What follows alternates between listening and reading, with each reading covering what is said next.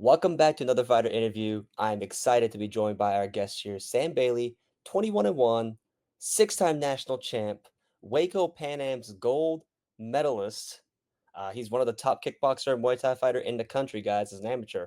Please show him a warm welcome. Sam, how are you doing, man? I'm doing well, bro. Thank you. That sounds like that's a nice introduction. Thank you. I appreciate you sent me through the introduction. And like I said, we talked before we got started, but I appreciate you giving me the opportunity to interview you, man. It's something I'm trying to work on this year. Is getting a lot of good interviews with some pro fighters and high level amateurs, and really bring my page up, but also make some content for you guys too. So, Mhm. um, do you look awesome with the lighting and the camo hoodie? So.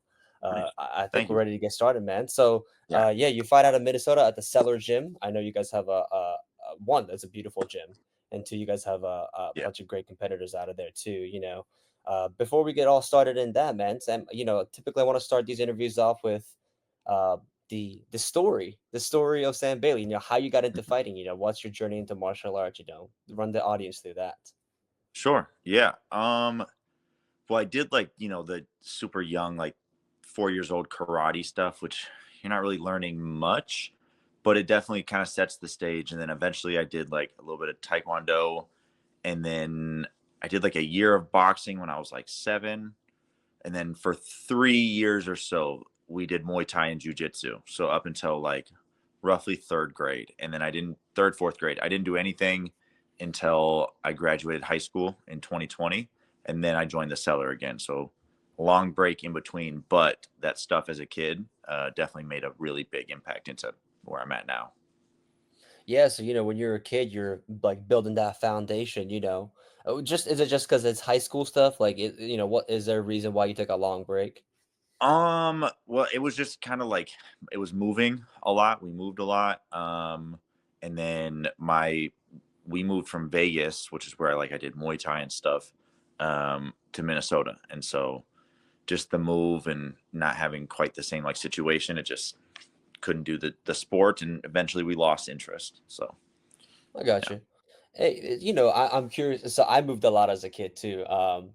Like a small little background. I'm half Japanese, half American, and so I Mhm. spent some time living in Japan. And when I came here, pretty much every single year, like not different states, but I'm moving all around South Carolina. Yeah. Were you born and raised in Minnesota, moved to Vegas to move back, or other way around?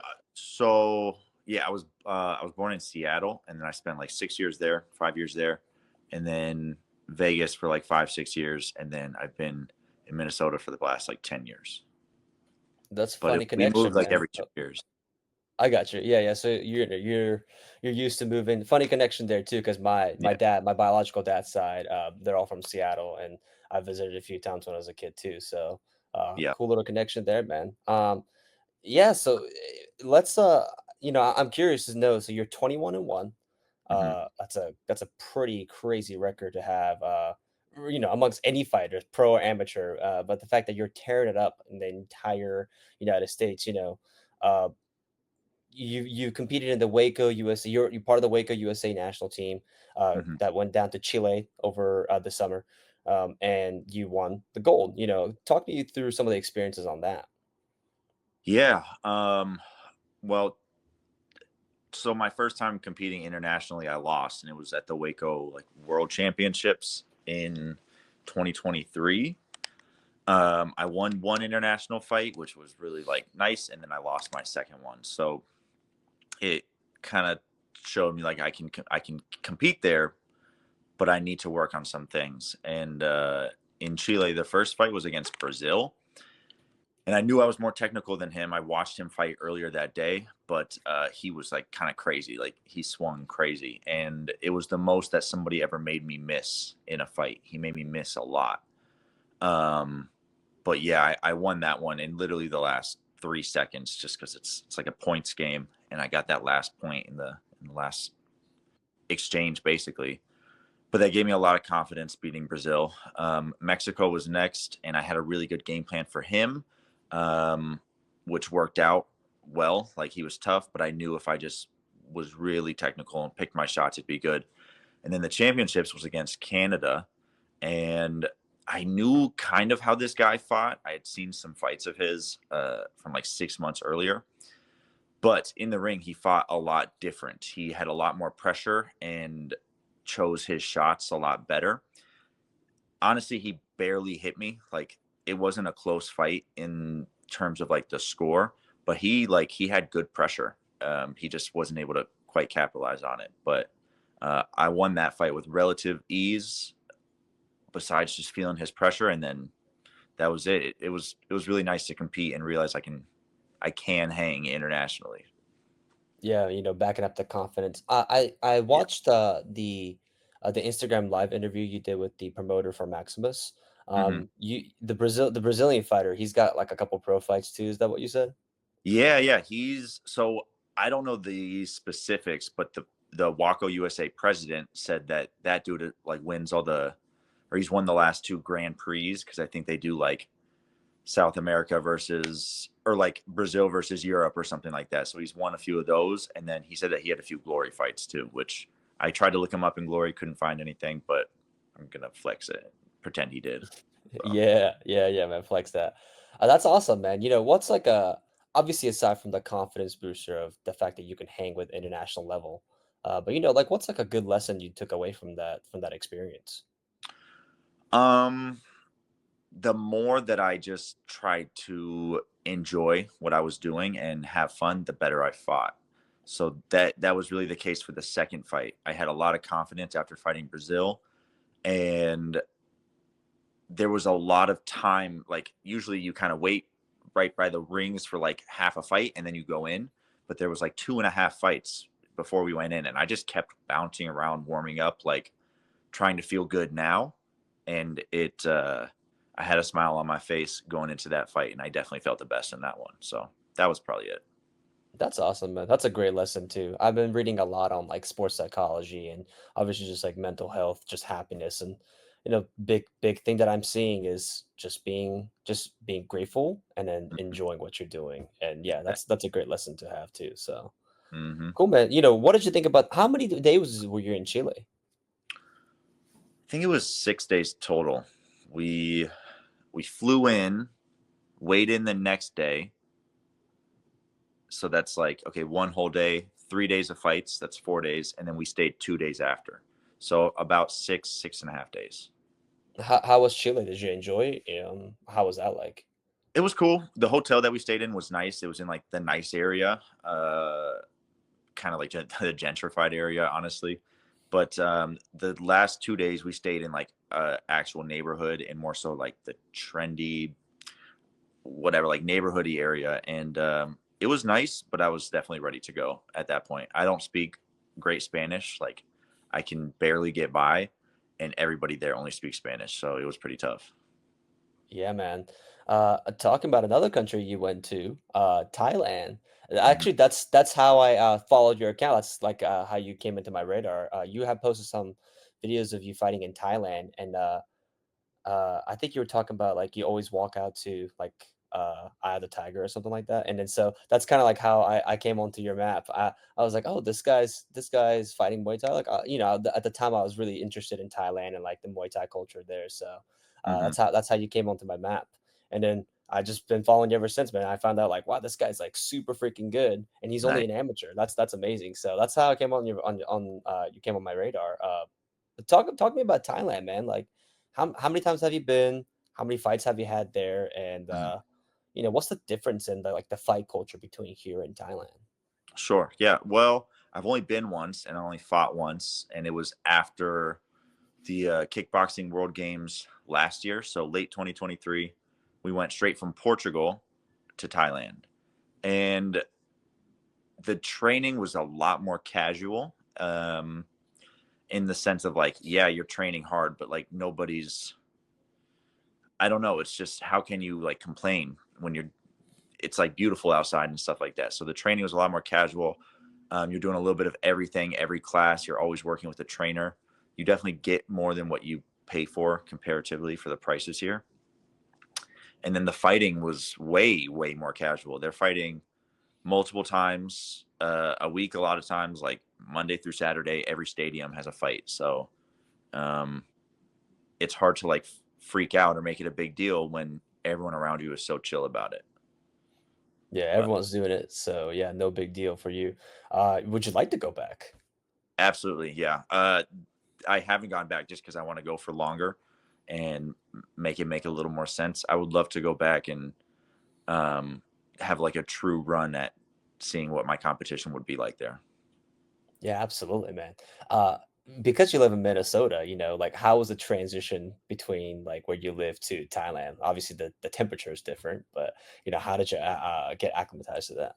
Yeah, there was really no acclimation. I mean, we had like jet lag, I suppose, but I don't know. I think I can assimilate to cultures pretty easily. So just look at what other people are doing, and I think you'll do all right. So that's what I did. Yeah, nice, nice. Uh, you know, Now since you competed you compete in kickboxing, Muay Thai, and MMA, which one do you like the most? Because I noticed you have different styles for Muay Thai and kickboxing, just a little bit different. Yeah. I think Muay Thai I like the most. It's the most brutal. You can kind of like you have to fight a little more because the scoring is not quite the same as it is in kickboxing. I like elbows. I like the clinch. And I like the culture of Muay Thai more than kickboxing. Kickboxing culture is great, but it's not quite as like moving as Thailand and kind of all that. So I would go with Muay Thai. I love watching kickboxing, this pace of it and like the Hmm. K1 guys, when I watch the Japanese fighters, I love the boxing and I love the stab kicks and all that. But yeah, Yeah. I always have a soft spot for the whole culture of Muay Thai, everything that goes into it. So Yeah. it's definitely Yeah. hard to pick. You have one MMA fight. What convinced you to get inside the cage with the small gloves?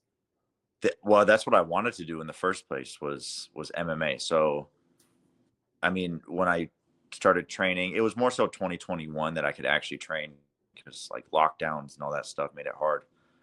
I was training very consistently in Muay Thai and Jiu Jitsu. Like I would do a lot of both.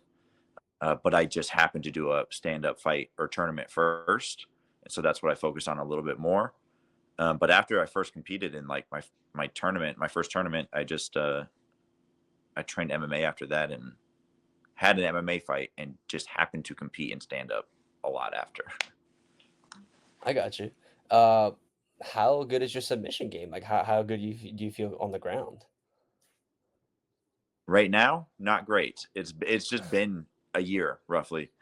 Um, but I'm pretty confident. Like I before I competed in Muay Thai, I considered myself more of a grappler than a stand-up fighter. So you might not know it, but I think the ground game can be just as good.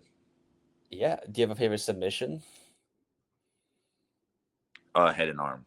Oh yeah, Head no jokes. Nice, nice. yeah. Yeah, I train Mm. jujitsu myself too. It's funny. I took a big break from competing this year, so it's been about a year since I last competed. And in that time, I've been training a lot of jujitsu since I came back from my honeymoon. And I guess it like makes more sense for my logical side of the brain. I'm a very like left brain thinker, so I think jujitsu is starting to like Hmm. really grow on me. And yeah, I love to test myself in the cage too, see what kind of ground game I can actually utilize. So Yeah, uh, yeah. Sam, obviously you have a lot of experience now. Like what's in the works for the future for you, man? Um. Well, short term, I have another WAKO tournament. It's going to be at the Arnold this year in Columbus. So that's in about 7 weeks. So basically, camp for that starts this week or next week. Um, and if I win that, I get to go to Abu Dhabi for the World Championships again. So I plan on winning, you know what I mean, and then saving my money for that. And yeah, I really want to medal, especially look to get that gold medal this year. Um, but in between that, I'm thinking doing MMA again because I've got to do some grappling over the past month, and kickboxing I think is a little bit better of a base for MMA, just like high hands, tight guard, good Mhm. boxing. So I would like to do some MMA and then get back into kickboxing for that competition. Yeah, it makes sense. Are you talking about the what is it? That's like the K series and the Warrior Cup tournament?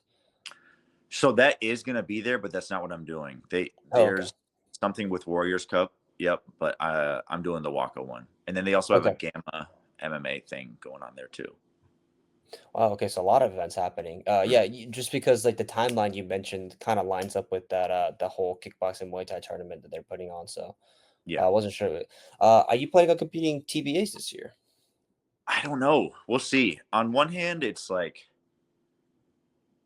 I'm not planning for it, but on the other hand, I'm trying to make fighting so casual that it's like I don't need to plan for it. It's like just compete. I think the more that I do it, the more conditioned my body's going to be, and especially like it's not like I'm going 5 rounds with a tie in the stadium. You know what I mean? It's Hmm. it's tournament fighting, which yes, it hurts you, but people don't hurt me. I get hurt by hitting people in fights. Like my toes hurt or my hand hurts. It's always that stuff. So we'll see, but I'm not planning on it right now. Gotcha, man. You've done a lot of you have a good bit of tournament experience now. What has been the favorite tournament that you've done in your entire fighting career? Favorite in the entire. That's a good question.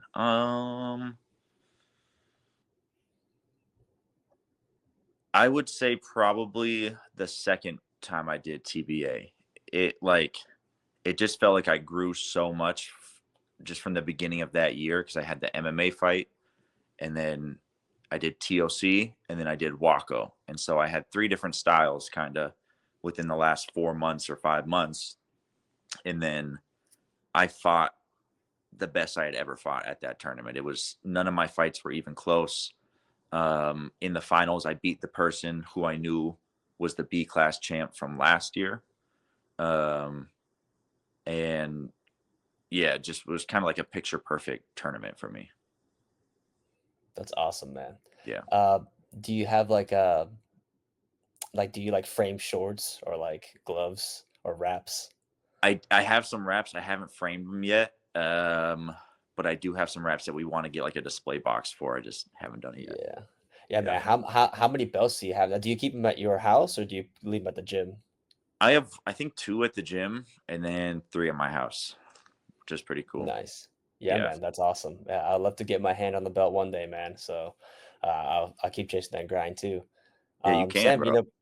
yeah, I believe it, man. I believe. I guess the time off I took, it was really good, and something you mentioned too about just having fun.